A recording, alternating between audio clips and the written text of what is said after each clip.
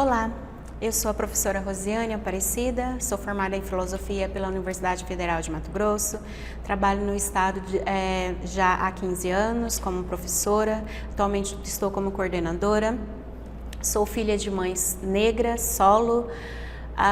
Meu pai não fez tanta diferença assim na formação, pois assim como milhares de mães solos pelo Brasil, ela fez um excelente trabalho. Esse é um tema de extrema importância de qualquer forma, não é?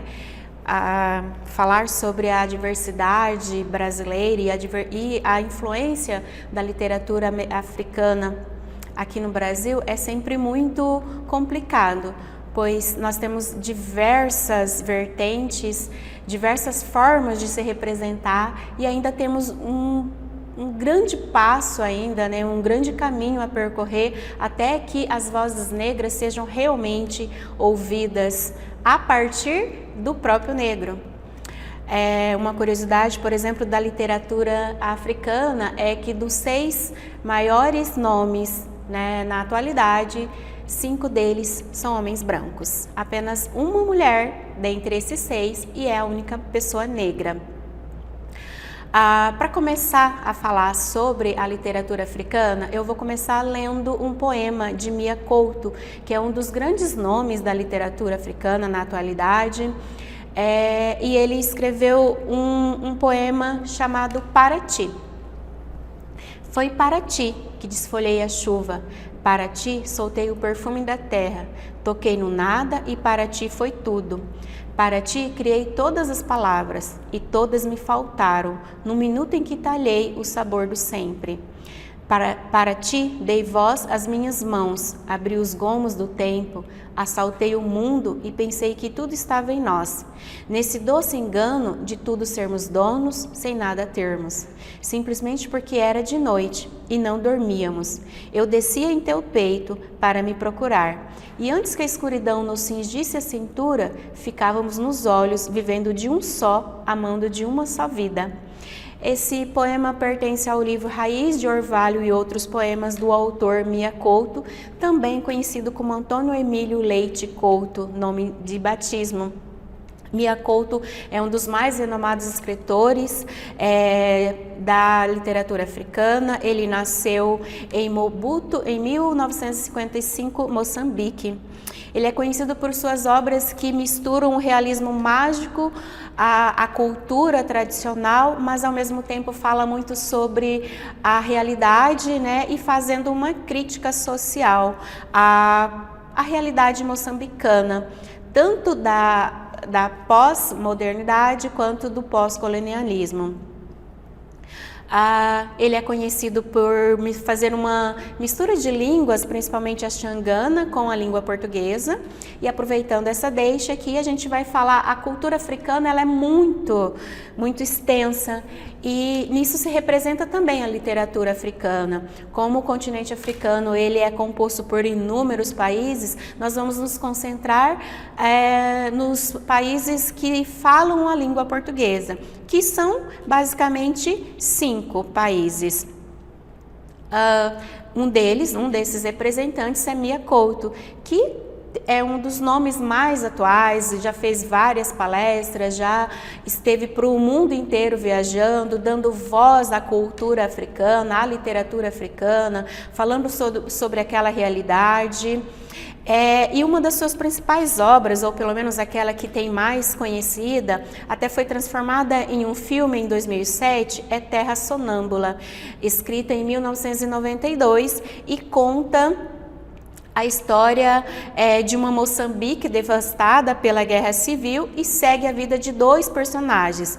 Muindiga, que é uma criança que perdeu a memória durante esse processo da guerra civil, e Tahir, que é um senhor que acompanha Muindinga nesse processo de reconstrução da sua própria história, de reconstrução do seu próprio ser, né, até para se reconhecer enquanto indivíduo. E ao mesmo tempo ele faz uma narrativa explorando as consequências da guerra civil e a resistência desse povo, que mesmo tendo passado por inúmeros problemas, por todo o processo da guerra ali, ainda não perdeu, né, e não perde a esperança de um futuro melhor, mesmo tendo um passado tão complicado e tão miserável, por assim dizer. Mia Couto, ele escreveu diversos livros, diversos poemas, diversos contos, mas tem nesse livro, Terra Sonâmbula, aquele livro que o levou a ser conhecido mundialmente. Falando sobre a literatura africana, a gente tem ali dois grandes momentos, né? A origem da literatura africana, por ser uma cultura bastante baseada na oralidade, nós não temos muita certeza de quando é que começou. Mas em termos de registro, em 1594, nós temos o conhecimento de um manuscrito chamado Tratado Breve dos Reinos, de André Álvares de Almeida. Esse foi o primeiro manuscrito que a gente tem acesso, e aí passa-se um longo tempo até 1849, quando o autor José da Silva Maia Ferreira escreve e publica o primeiro livro africano de língua portuguesa, chamado Espontaneidades da Minha Alma. Esse foi o primeiro livro impresso, né, por um autor africano, impresso aqui através da língua portuguesa. Portanto, a literatura africana, ela começa basicamente, ou pelo menos dos registros mais conhecidos, começa ali a partir do século XIX, predominantemente de forma ainda oral, mas aos poucos sendo publicados, suas vozes sendo reconhecidas. Devido a essa grande valorização que se tem a linguagem oral, a literatura africana, em seus contos, em sua narrativa, faz bastante proveito dessa tradição, até mesmo para reconhecer a cultura africana, os costumes africanos e os valores, né, da tradição que grande parte da população ainda tem como um princípio básico. Os países africanos, eles são muitos, né? Como eu disse anteriormente, nós vamos nos concentrar apenas naqueles que falam a língua portuguesa de forma oficial, que são Angola, Moçambique, Cabo Verde, Guiné-Bissau e São Tomé e Príncipe. Eles compartilham várias coisas em comum. Uma delas é o fato de todas elas falarem a língua portuguesa como idioma oficial e terem sido colônias de Portugal. Todas essas, outra característica em comum é que eles passaram por 3 fases. A primeira fase da colonização, a segunda da pré-independência e a terceira do pós-independência. Em cada uma dessas fases está presente a cultura africana e a língua portuguesa. No período da colonização é possível perceber ainda um grande elemento, uma grande influência do homem europeu dentro da literatura, dentro inclusive dos elementos culturais que são trazidos nesses livros, nos contos que são repassados.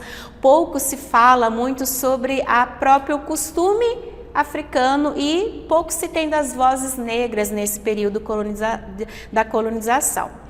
Após ele, nós temos o período da pré-independência, que começamos a perceber uma maior voz ativa, né, e uma maior valorização da identidade negra. É um momento em que nós começamos a ter ali, as obras elas se apresentam com um traço mais modernistas, enaltecendo a cultura popular. Há idealizações do homem negro e da voz desse homem negro, né, para mostrar um pouco dessas realidades africanas de forma mais crítica e sem retoques, bem diferente ali do período da colonização.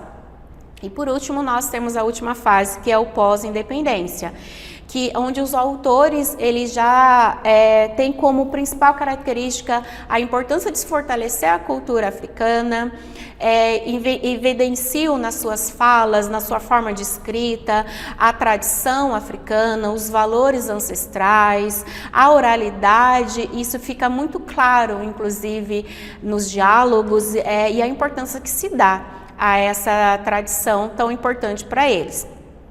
E ao mesmo tempo em que eles valorizam essa tradição, esses valores tradicionais, eles começam já a abrir espaço para as questões raciais e para as questões de gênero. Nós temos, assim, nesse período da literatura africana, um fortalecimento, a disseminação, né, do povo africano, da África de uma forma geral, dos seus costumes, dos seus dialetos, uma valorização também desses dialetos, no que diz respeito a essa língua portuguesa, além de trazer elementos culturais próprios da própria cultura, que evidencia e deixando bem claro a identidade desse povo, que não mais precisa do homem europeu, da cultura europeia, para que represente ali até mesmo uma forma de deixar mais branco uma cultura que na verdade não tem nada de branco, né? Uma vez que a grande parte da população é exclusivamente negra e automaticamente isso se representa na sua literatura quando se dá a voz aos autores negros da época. Aí a gente percebe, por exemplo, que a literatura africana, ela cria um peso tão grande que ela deixa de ser importante apenas nos países da África, mas passa a ser reconhecidos nos países que falam a língua portuguesa em um primeiro momento. O Brasil, por exemplo, é um deles, mas também vai além disso, vai para outros países, vai para a América e para a Europa de uma forma geral.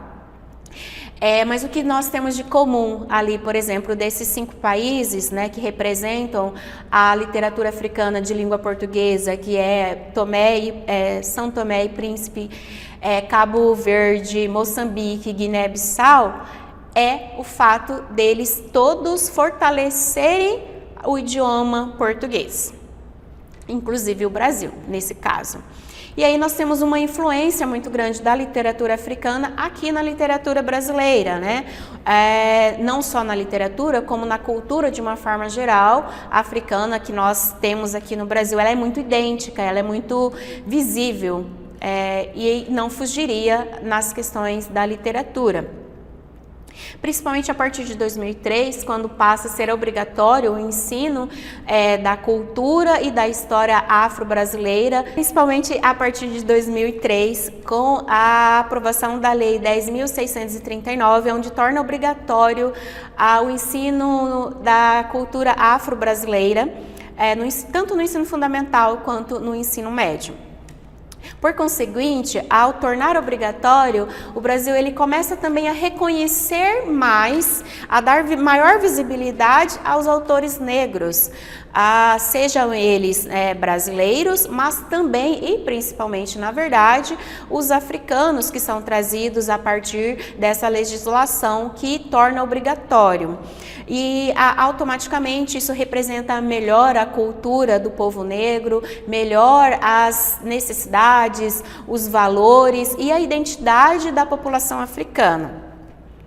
No século XXI, ali nós já temos estamos começando a produzir de uma forma muito mais clara uma literatura afro-brasileira, onde nós encontramos grandes nomes, né, da literatura brasileira, de autores negros, que trabalham as questões do ponto de vista do homem negro, da mulher negra, dentro dessa sociedade que ainda é vista de uma certa forma como se fosse um país que não existe racismo, que não existe preconceito racial, mas que na prática a gente sabe que não se condiz com esse discurso pronto, que esse discurso que se vende lá fora do ponto de vista dos brasileiros de uma forma geral.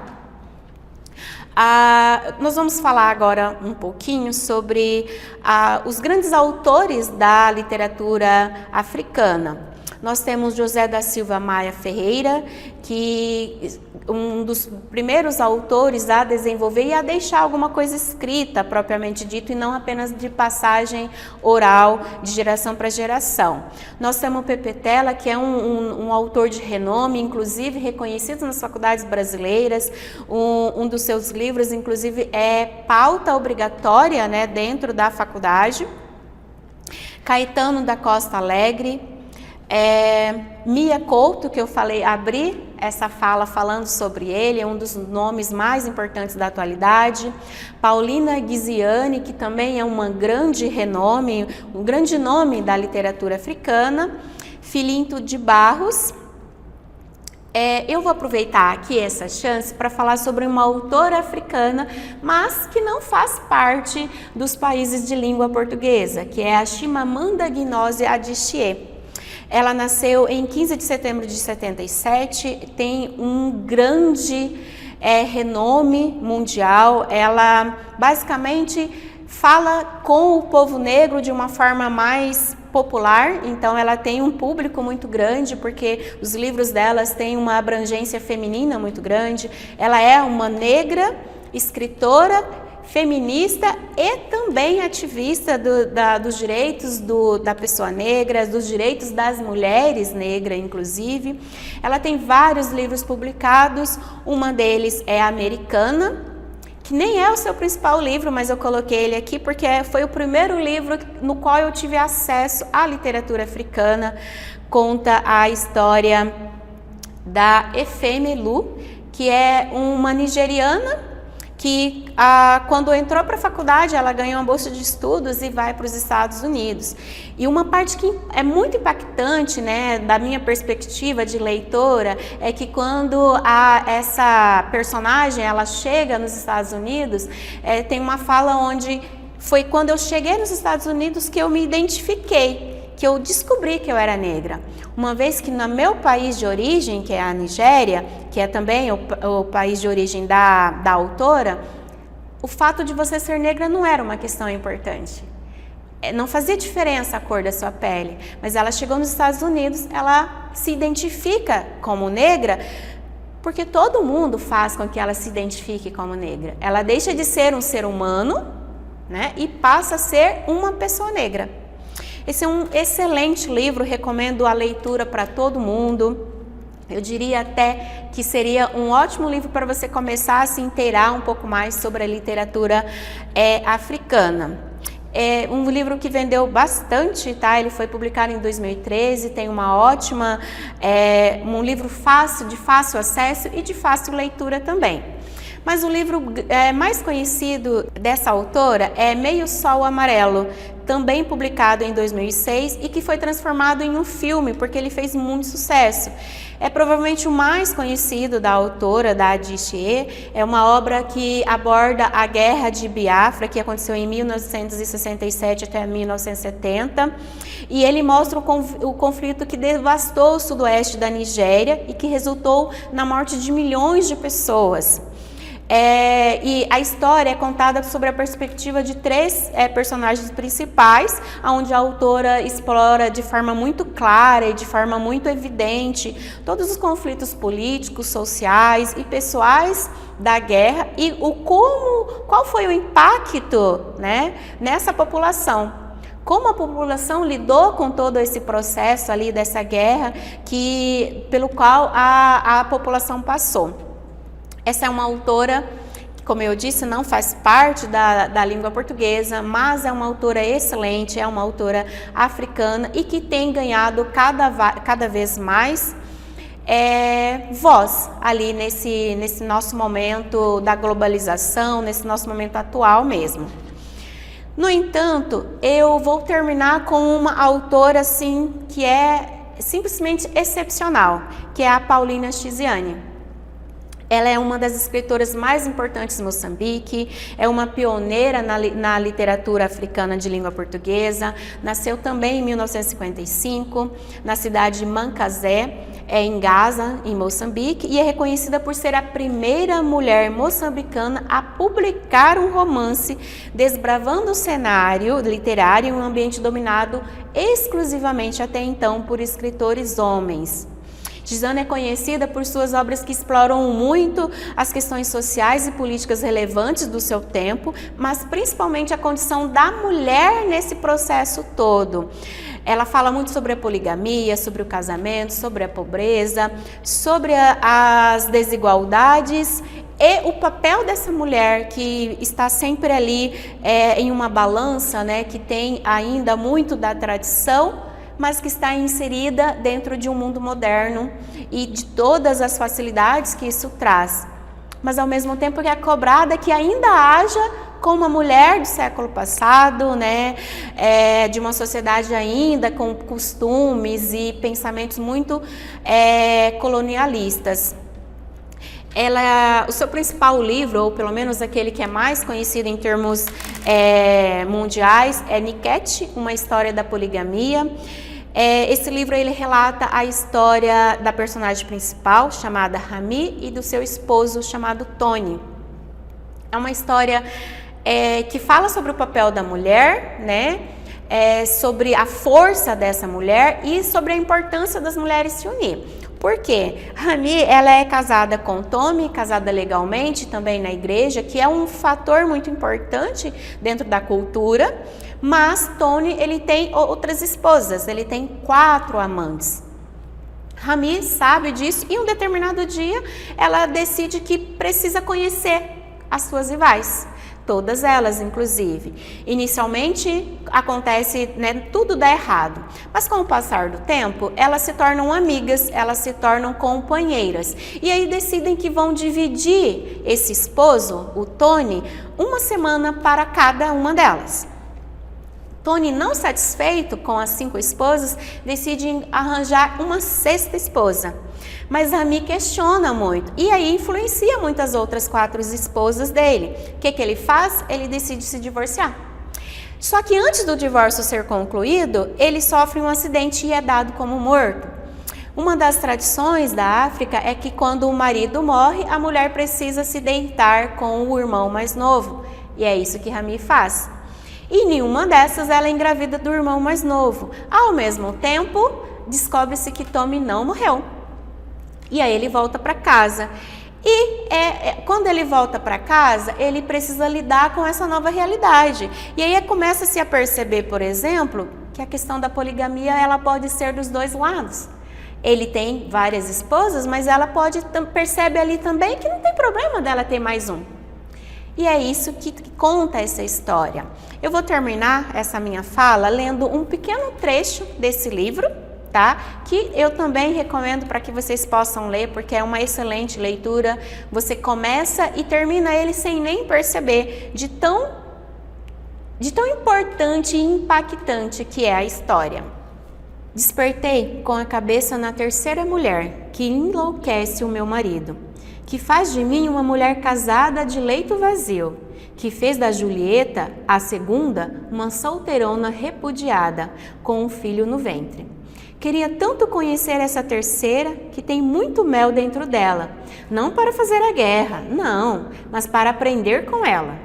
Queria conhecer as cores da roupa dela, o cheiro do perfume, a cor da pele dela. Queria saber da sua prodigiosa conselheira sentimental. A Julieta julgava-se melhor do que eu, a ponto de roubar-me o lugar. Destronou-se, mas veio a outra Isás. Essa 3ª mulher foi fantástica, vingou o meu ciúme. Saí de casa ao raiar da manhã, inspirada pela curiosidade de conhecer essa mulher, essa artista maravilhosa. Eu não fui procurá-la por mal, como já disse, mas assim que entrei em sua casa, ela sentiu-se invadida, ameaçada pela minha presença e tratou logo de me agredir. Lutamos, derrubamos tudo que estava à nossa volta, vidros, pratos, vasos, plantas, e tudo ficou em cacos. Eu vim por bem, gritava apavorada. Saia da minha casa, dizia ela. Tu não tem casa coisa nenhuma, respondia eu.